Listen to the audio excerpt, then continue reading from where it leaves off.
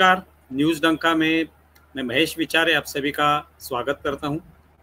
दोस्तों, ये साल राष्ट्रीय स्वयंसेवक संघ का शताब्दी साल है, शताब्दी वर्ष है और उसको देखते हुए उसके तहत हम लोगों ने न्यूज़ डंका के माध्यम से राष्ट्रीय स्वयंसेवक संघ के जो विविध पहलू हैं वो आपके सामने रखने की कोशिश की है। अलग अलग लोगों से हम लोगों ने बात की है जिन्होंने कई साल आरएसएस में काम किया है, योगदान दिया है।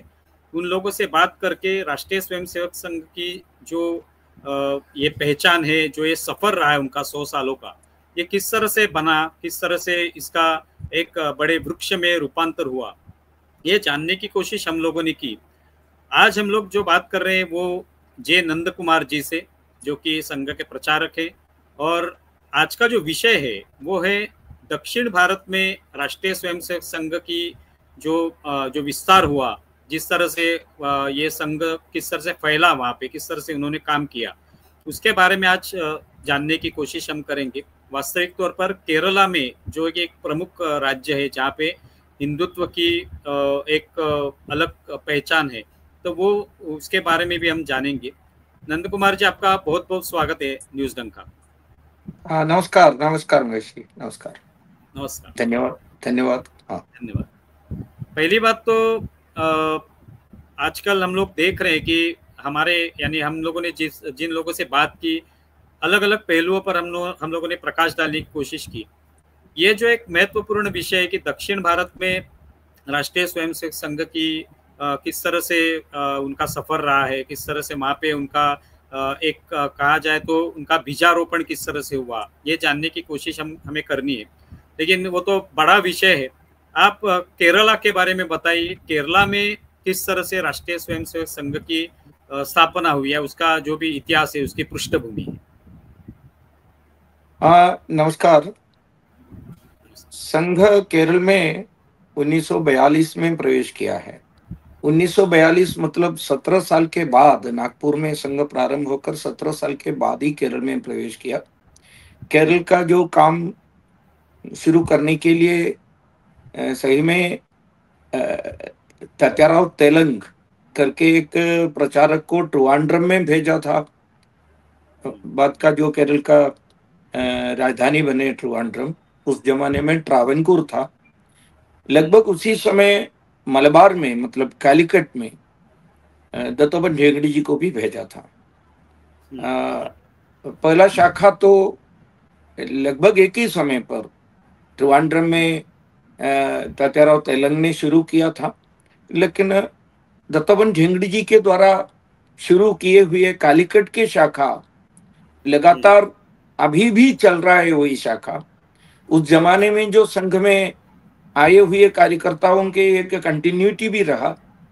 ट्रिवांड्रम में कुछ समय के लिए शाखा चले, उसके बाद तो बंद हो गया, फिर दूसरे जगह पर कई साल के बाद शुरू हुआ। इसलिए कुल मिलाकर अगर केरल का जो शाखा के शुरुआत कौन किया ऐसा पूछा है तो दत्तोपंत ठेंगड़ी जी ने शाखा के प्रारंभ वहां कालीकट में, या मलयालम में बताए तो कोझिकोड में शुरू हुआ 1942 में। उसके बाद अनेक प्रचारक नागपुर से, विदर्भा से केरल में आए।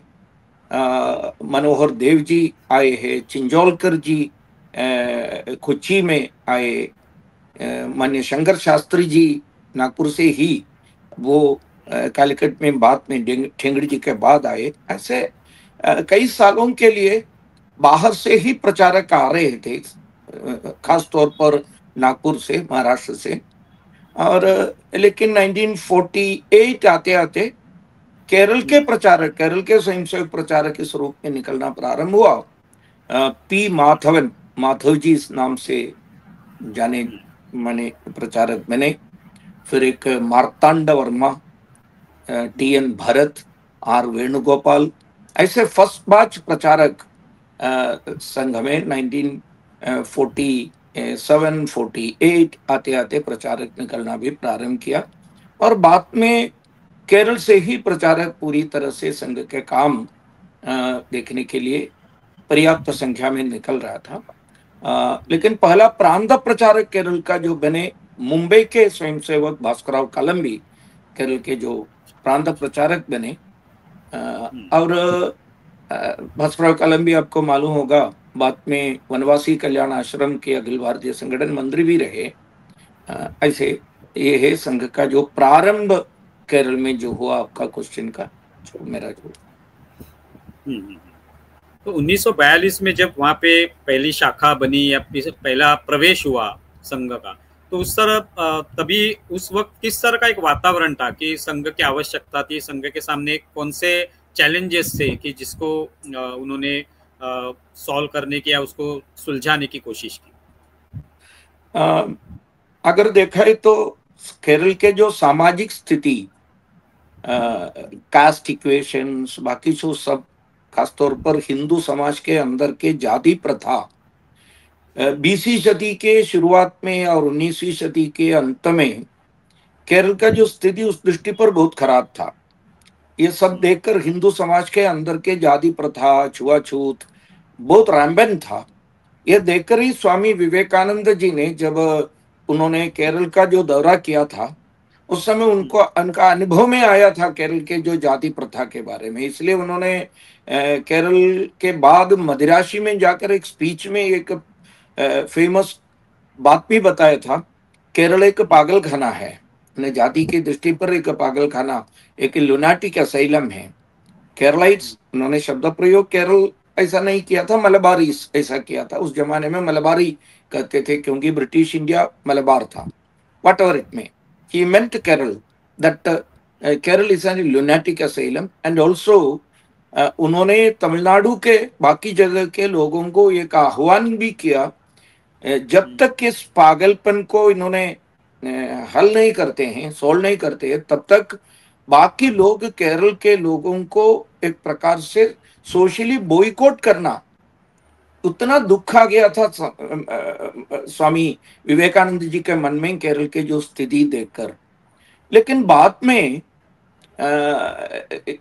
उसका कारण, एक और कारण है स्वामी जी ऐसा करने के लिए, उच्च स्तरीय सवर्ण लोगों ने जो जिस रास्ते से चलते हैं, उसी रास्ते में तथाकथित पिछड़े हुए जाति वर्ग के लोग चल नहीं सकते थे, मंदिरों में प्रवेश नहीं थे, सार्वजनिक स्थानों पे समान रूप में उपस्थिति नहीं कर सकते थे, चाय दुकानों में नीचे स्तर के अपने ऐसा कहने वाले समाज के लोगों को चाय भी नहीं देते थे, अच्छे ग्लास में भी नहीं देते थे।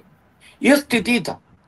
लेकिन स्वामी जी ये भी देखा था, जाति प्रथा जगह जगह पर उस समय मौजूद था, लेकिन केरल के खास एक विचित्र परिस्थिति ऐसा था, जो नीचे तथाकथित जाति वर्ग के लोग अगर मतांतरण किया है, तो मजहब परिवर्तन किया, रिलीजियस कन्वर्शन करके इस्लाम या ईसाई बन गया है, तो हिंदू नाम छोड़कर किसी ईसाई या मुसलमान नाम ले लिया है, तो एक वही सवर्ण लोग, ब्राह्मण लोग ऐसा करते हैं, वो लोग उनको एक्सेप्ट करते हैं। चाय दुकान में बैठने में कोई दिक्कत नहीं है, मंदिरों के चारों ओर जो रास्ते में इन लोगों को चल सकते थे, जहां कुत्ता भी चल सकते हैं, वहां हिंदू नीचे स्तर के जाति वर्ग के लोगों को ना जा सकते थे। लेकिन वहां इस्लाम बन गया है तो ईसाई बन गए तो जा सकते हैं। ये भी स्वामी जी ने बताया, इसलिए उन्होंने बताया ये भ्रांतालय है केरल, भ्रांत यानी मतलब पागल है। लेकिन बाद में स्वामी जी से प्रेरणा लेकर बहुत सारे सामाजिक संस्थाएं शुरू किया। श्रीनारायण गुरु ने SNDP शुरू किया, बाद में मन्नम पद्मनाभन करके व्यक्ति ने NSS शुरू किया। वो एक सामाजिक क्रांति हुई, परिवर्तन आना प्रारंभ किया। वो हिंदू समाज के अंदर एक संगठित परिस्थिति आ गए थे। लेकिन चलते चलते ये महान विभूतियों ने, जिन्होंने ये परिवर्तन लाने के लिए कोशिश किया, वो सब लोगों ने आयु के वजह से वो लोग मर गए। बाद में उसी वक्त कम्युनिस्ट पार्टी एंटर किया केरल में। कम्युनिस्ट पार्टी का काम पहले जो इनफॉर्मली एंटर किया, बाद में फॉर्मली एंटर किया। कम्युनिस्ट लोगों ने ऐसा एक चालुकी काम किया था, उन्होंने हिंदुओं के सामने जाकर बताया, जिन काम जिस प्रकार से आपको सामाजिक समानता मिली, वो काम आजकल करने वाला हम हैं। आज श्रीनारायण गुरुदेव नहीं है, चटम्बी स्वामी नहीं है, अयंकाल, ये सब केरल के जो सन्यासी लोग थे, वो अलग अलग जाति वर्ग को प्रतिनिधित्व करते थे। ये लोग अभी नहीं है, उनका काम हम लोग करते हैं, आपको सामाजिक समानता के लिए काम करने वाले हम हैं, ऐसा एक परसेप्शन उन्होंने क्रिएट किया था। आप अगर देखा है तो कम्युनिस्ट पार्टी का बेस ऐसा बन गया समाज के अंदर। संघ फिर भी 5-6 साल के बाद ही केरल में प्रवेश किया। थोड़ा बहुत जाति प्रथा अभी भी कंटिन्यू कर रहे थे। उस स्थिति में बहुत सारे हिंदू समाज के पिछड़े हुए जाति वर्ग के लोगों के मन में संघ के द्वारा समाज के एक समानता मिलेंगे, ऐसा करके बहुत सारे लोगों ने, उनका अनुभव भी ऐसा ही था। संघ ने इनके समानता के लिए लड़े, छोटे संख्या में है तो भी, संख्या बहुत कम होते हुए भी संघ उस प्रकार का काम करने के वजह से शाखा जल्दी से जल्दी बढ़ना प्रारंभ किया। और वो था कम्युनिस्ट पार्टी का एंट्री। सामाजिक परिवर्तन के लिए काम किए हुए आध्यात्मिक आचार्यों के, यानी उन्होंने काम किया है तो भी बाद में उनकी समाधि के बाद एक शून्यता, उस एरिया पर संघ प्रवेश किया। इसलिए जाति के आधार पर अगर दे तो उच्च स्तरीय लोग भी संघ में आया पर्याप्त संख्या में। उसी वक्त सो कॉल्ड ट्राइबल्स के बीच में, मछुआरों के बीच में, तथाकथित निम्न जाति के लोगों के बीच में भी संघ प्रारंभ हुआ। अभी आपने कहा कि कम्युनिस्ट पार्टी का वहाँ पे प्रवेश हुआ और उन्होंने एक तरीके से अपनी बातें रखना शुरू कर दिया। तो आज भी वो संघर्ष जारी है कि कम्युनिस्ट पार्टी का आज तो वहाँ पे सरकार भी उनकी है, और जिस तरह से देखा जाए तो हिंदू और बाकी जो डेमोग्राफी भी बदल चुके हैं वहाँ पे, तो उसका कितना अभी चैलेंज संघ के सामने है?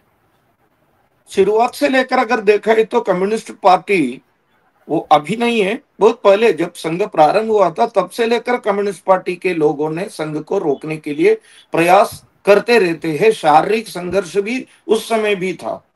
आपको जानकारी होगा जब पूजनीय गुरुजी का जो प्रवास केरल में हुआ था, त्रिवेंद्रम में और बाद में आलपुड़ा में, आलप्पी करके शहर है, दोनों जगह पर कम्युनिस्ट पार्टी के जो गुंडा लोगों ने बहुत भारी संख्या में आकर, संघस्थान में आकर गुरुजी जब भौतिक कर रहे थे उसी समय अटैक करने के लिए कोशिश किया था। मतलब मैं ये कहने का कारण 40s में, यानी 40वीं शतक के अंत में ये सब हुआ था।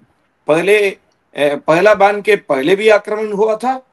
बाण छोड़ने के बाद, हटने के बाद जब गुरुजी का प्रवास हुआ तो उस समय भी शारीरिक संघर्ष के लिए उन्होंने कोशिश किया। लेकिन संघ के स्वयंसेवक लोग अपने जो स्वयं बचाना है, संघ के अधिकारी लोगों को बचाना है, गुरुजी को टारगेट करके, गुरुजी गोलवलकर के ऊपर आक्रमण करने के लिए ही कोशिश था। लेकिन स्वयंसेवकों ने सफलतापूर्वक इसको उस समय भी रोका था।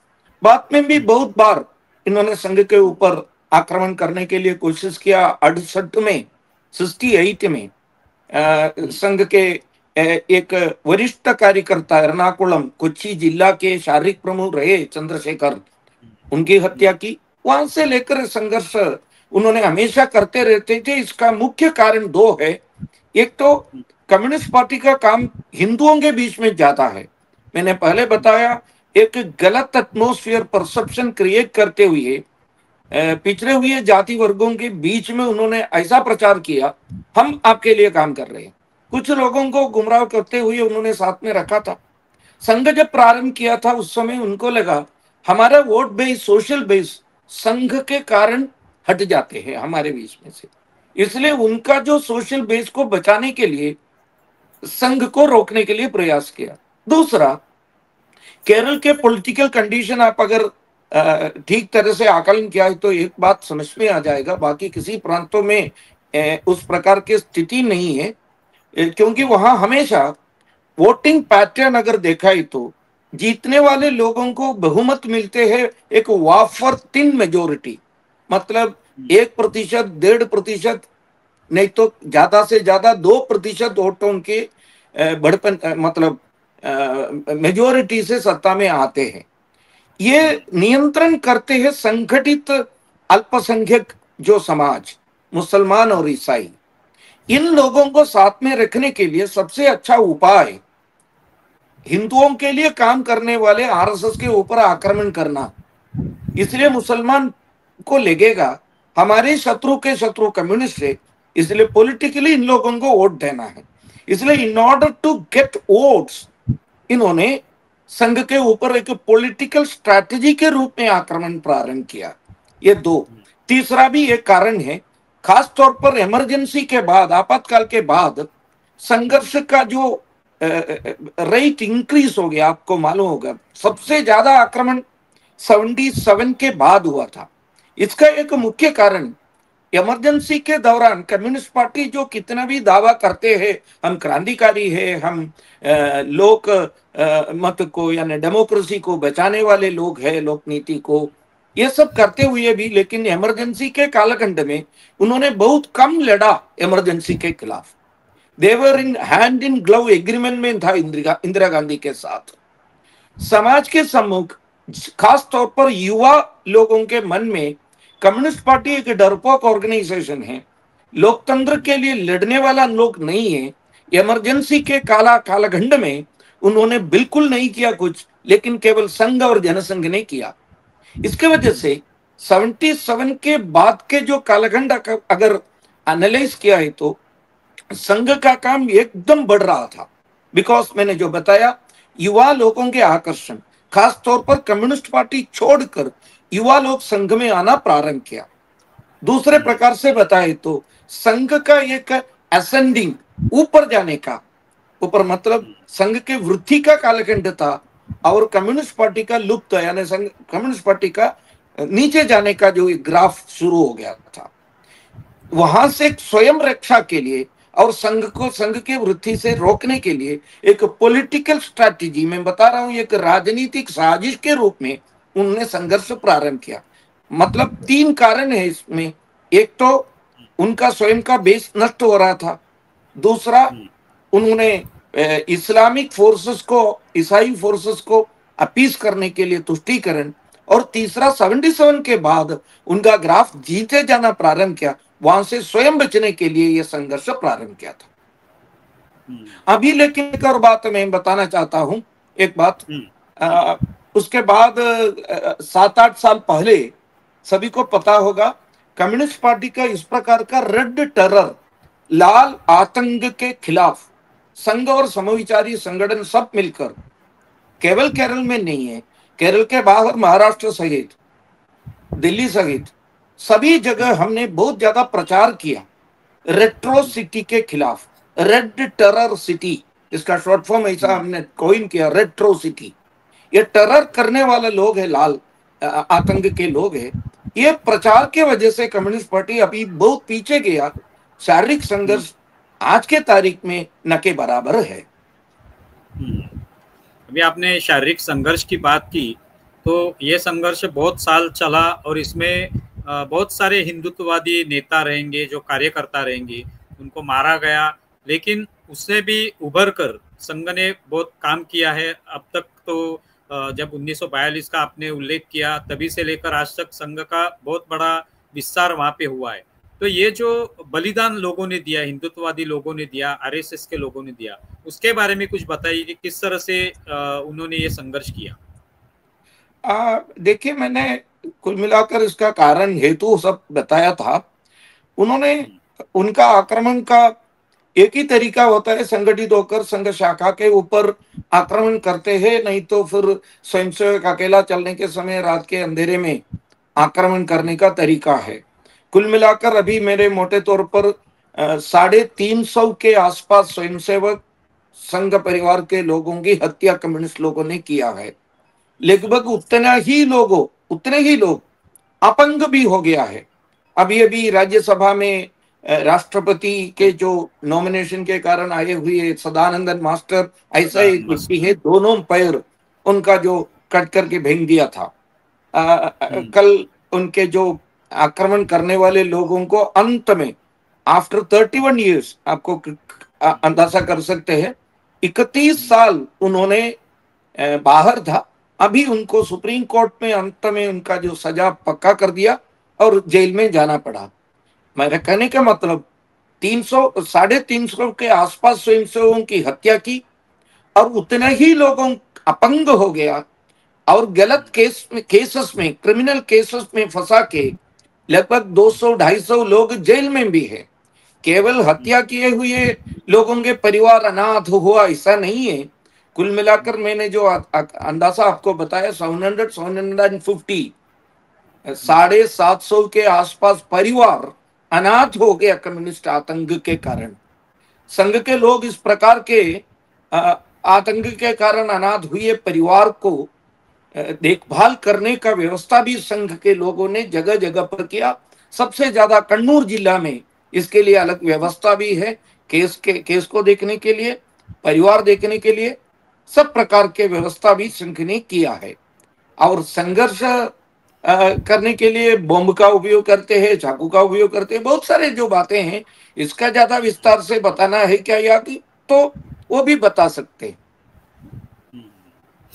अभी आपने जैसे बताया कि 1942 में संघ की वहाँ पे स्थापना हुई, वहाँ पे पहली शाखा शुरू हो गई, तो उसके बाद इसका संघ का विस्तार, उसके बारे में बताइए कि आज कितनी शाखाएं हैं, किस तरह से इसका विस्तार हुआ है, किस तरह से ये फैला हुआ है और लोग पसंद कर रहे हैं, लोग आज उसमें आना चाहते हैं, लोग संघ के अभी विचार अपनाना चाहते हैं, ये किस तरह से हो पाया? शुरू से लेकर स्वयंसेवकों के, कार्यकर्ताओं के समर्पण और अच्छी संख्या में प्रचारक निकलने के कारण और आधारभूत संघ काम को कायम रखते हुए एक कार्यकर्ता निर्माण का जो प्रयोग भी ठीक तरह से करने के वजह से, और शायद एक और कारण होगा ये संघर्ष के बीच में काम करने के वजह से ज्यादा समय कष्ट सहन करके ज्यादा समय देकर संघ काम करने वाले कार्यकर्ताओं की संख्या, स्थानीय कार्यकर्ताओं की संख्या भी बहुत भारी मात्रा में केरल में है। स्वयं घर छोड़ के उनके निजी काम के लिए दूसरे कार्यकर्ताओं के घर से, प्रवास के समय जो रुकने वाले कार्यकर्ताओं के घर से निजी काम के लिए जाने वाले बहुत सारे कार्यकर्ता लोग हैं। यानी मतलब कुल मिलाकर समय देने वाले कार्यकर्ताओं का संख्या ज्यादा है। इसके वजह से शाखाओं की संख्या बहुत ज्यादा वहां केरल में अगर देखा है तो डेंसिटी ऑफ शाखाओं की सांद्रता कम दूर के अंदर 2 किलोमीटर 1 किलोमीटर बीच में भी शाखा है। आपको मालूम है केरल का जो क्षेत्रफल बहुत कम है, छोटा प्रांत है, वो छोटे प्रांत में अभी 3,500 शाखाएं कुल मिलाकर अभी 2 प्रांत कर दिया। छोटे क्षेत्रफल होते हुए भी 2 प्रांत करना पड़ा केरल में। शाखाओं की संख्या, प्रचारकों की संख्या अगर एक प्रांत के आधार पर अगर देखा है तो केरल प्रांत में सबसे ज्यादा था। अभी 2 करने के वजह से एक प्रांत, दक्षिण प्रांत में 2000 से ज्यादा शाखाएं हैं। लगभग उतना ही शाखा 2000 प्लस शाखा 2250 के आसपास दक्षिण केरल प्रांत में, 2000 के आसपास उत्तर केरल प्रांत में भी है। और अपने जो संघ से प्रेरणा लेकर काम करने वाले ऑर्गेनाइजेशंस का काम भी बहुत अच्छी तरह चल रहा है। सबसे ज्यादा एक प्रकार से उल्लेखनीय काम है बाल गोकुलम का।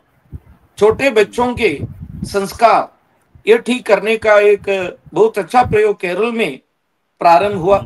बाकी प्रांतों में केरल के काम को देखकर कर्नाटक में कुछ हद तक मुंबई शहर में वगैरह तो बाल गोकुलम का प्रयोग शुरू किया है, तो भी अभी भी केरल में सबसे ज्यादा 2,500 बाल गोकुलम, यानी सप्ताह में एक बार 1-1.5 घंटे के लिए बच्चे लोग 15 साल के कम आयु वाले बाल और बालिकाओं ने संस्कार, रामायण, महाभारत, गीता सीखने के लिए एक साथ आते हैं। ये एक नया प्रयोग है। दूसरा, मैंने बीजेपी बीएमएस तो सब दूर है, वो तो मालूम हो जाता है, इसलिए मैंने अलग प्रयोग क्या क्या है वो बता रहा हूं। एक और अलग प्रयोग है मंदिर रक्षा समिति। केरल में कम्युनिस्ट पार्टी के इस्लामिक आतंक के ये दोनों के कारण बहुत सारे मंदिरों के विध्वंस हुआ था पहले से। टिप्पू सुल्तान, हैदर अली के आक्रमण के समय भी बहुत सारे मंदिरों को ध्वस्त कर दिया। बाद में जब कम्युनिस्ट पार्टी पॉलिटिकली स्ट्रांग हो गया, उस समय उन्होंने मंदिरों को अनदेखी करके उसके नष्ट करने के लिए कोशिश किया। उसमें से अपने मंदिरों को बचाने के लिए मंदिर रक्षा समिति करके एक प्रयोग केरल में शुरू किया। पूरे केरल में 1000 से ज्यादा समितियां नियमित समितियां मंदिरों को केंद्र बनाते हुए उसके तत्वावधान में बहुत सारे मंदिरों का पुनरुद्धारण जो भी हुआ था, एक कल्चरल ऑर्गेनाइजेशन इस रूप में बहुत अच्छा प्रयोग वहां शुरू हुआ था। तीसरा, सांस्कृतिक क्षेत्र में तपस्या करके एक ऑर्गेनाइजेशन है, वो भी बहुत अच्छा साहित्यकार, सांस्कृतिक क्षेत्र में काम करने का लिए लोगों के लिए। इस प्रकार वनवासी कल्याण आश्रम, पता नहीं की जरूरत नहीं है, बाकी भी तमाम ऑर्गेनाइजेशन का काम बहुत ज्यादा है। विद्या क्षेत्र में, शिक्षा के क्षेत्र में लगभग 500 विद्यालय, इतना भी विरोधी वातावरण में संघ के प्रेरणा से विद्या भारती का भी काम बहुत अच्छी तरह चल रहा है। अध्यापकों के प्रशिक्षण के लिए अलग व्यवस्था, एक वेल एस्टैब्लिश्ड सिस्टमैटिक अध्यापक प्रशिक्षण का केंद्र भी वहां चल रहा है। अभी आप ये जो बता रहे थे उसी वक्त आपने कहीं पे कन्वर्जन का भी उल्लेख किया, धर्मांतरण का उल्लेख किया। आज पूरे देश भर में वो एक बड़ी एक आह्वान या बड़ा एक चैलेंज सबके सामने है। तो इसका किस तरह से ये समस्या वहां पे है और उसका किस तरह से सामना किया जा रहा है? देखिए, केरल का जो विशेष परिस्थिति है, आप अगर देखा है तो इस्लामिक प्रेजेंस, इस्लाम तो पूरे भारत में मेरे अध्ययन के आधार पर अगर देखा है तो वो सिंध में या दिल्ली में या राजस्थान में पहले नहीं आया था। मोहम्मद पैगंबर के कालखंड में ही इस्लामिक प्रेजेंस केरल में आ गया था। उनके कंटेम्पररी, समकालीन ऐसा कहने वाले मालिक दिनार केरल में उस समय आने के कारण दूसरा है, आक्रमण करके आया नहीं है। लेकिन आपको मालूम होगा, अरबिक रिलेशन, अरेबियन देशों के साथ व्यापार संबंध केरल को था इस्लाम आने के पहले ही। जब अरेबिया पूरा मुसलमान बन गया तो स्वाभाविक रूप में ट्रेड कंटिन्यू कर रहा था, व्यापार, और व्यापार के कारण पहले जो 1 साल पहले अरबी इस रूप में आए हुए लोग दूसरे साल मुसलमान बनने के बाद वो मुसलमान व्यापारी बनकर कंटिन्यू कर रहे थे। तो प्रेजेंस केरल में है, मतलब लगभग 1400 साल के हिस्ट्री है इस्लाम के प्रेजेंस। ईसाइयों के प्रेजेंस को भी कम से कम 1800 साल के हिस्ट्री है। इतने लंबे कालावधि में केरल में इस्लामिक और क्रिश्चियन प्रेजेंस होते हुए भी अभी केरल में कुल मिलाकर इस्लाम और ईसाई दोनों मिला के 50% के आसपास हो गया, उतना तो ही है। लेकिन 1942 से बाद ये मतांतरण का जो प्रयोग, मैं धर्मांतरण शब्द का उपयोग नहीं करता हूं, वो गलत प्रयोग भी है। धर्म कभी किसी हिंदू के धर्म बदल नहीं कर सकते, धर्म इटर्नल नहीं।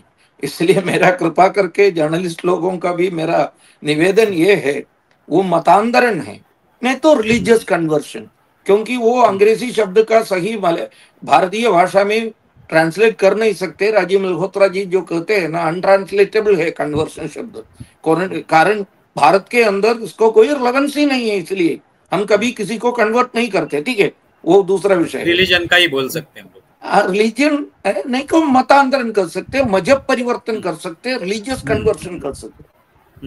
वो कन्वर्शन रोकने में संघ का प्रेजेंस बहुत ज्यादा काम किया है, बहुत कामयाब हो गए। इसके वजह से ये कन्वर्शन का गति को संघ, विश्व हिंदू परिषद, हिंदू जागरण मंच, धर्म रक्षण, ये सबके प्रेजेंस के वजह से अभी भी 50% हिंदुओं को बचाकर रखा है। वो संघ के वजह से है, संघ काम के वजह से है। और विश्व हिंदू परिषद से जात साथ जोड़कर काम करने वाले हिंदू हेल्प डेस्क जैसे काम बहुत बढ़िया ढंग से इस मतांतरण को या कन्वर्शन को रोकते हैं।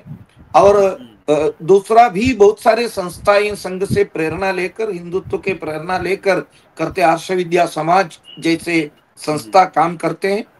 इसके वजह से लव जिहाद को, चाहे तो सबसे ज्यादा लव जिहाद का जो मामला केसेस केरल में हुआ है, तो भी इसको भी बहुत अच्छी तरीके से रोकने के लिए वहां व्यवस्था संघ वालों ने, संघ से प्रेरणा लेकर हिंदुत्ववादियों ने करते रहते हैं।